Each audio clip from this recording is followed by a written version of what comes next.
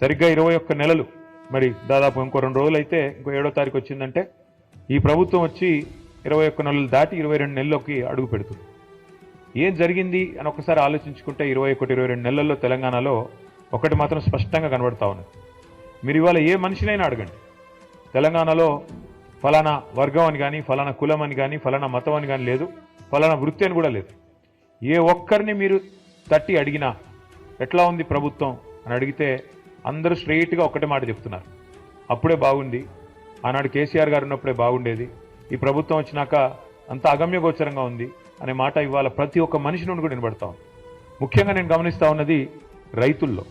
ఎప్పుడైనా కాంతారావు గారిని అడుగుతా ఉన్నా, అన్న మరి కొత్తగూడెం జిల్లాలో యూరియా సమస్య ఎట్లా ఉంది, యూరియా ఉందా, సమస్య లేదా అంటే భయంకరంగా ఉందన్న, యూరియా సమస్య కాదు, సంక్షోభం, అది ఆ స్థాయిలో భయంకరంగా ఉంది, రాష్ట్ర వ్యాప్తంగా ఉన్నట్టే మా దగ్గర కూడా తీవ్రంగా రాత్రికే వచ్చి లైన్లు కడుతున్నారు, ఉదయం 3 గంటలకు వస్తున్నారు, చివరి కొంతమంది అక్కడనే పడుకుంటున్నారు, ఆ పరిస్థితి వచ్చింది.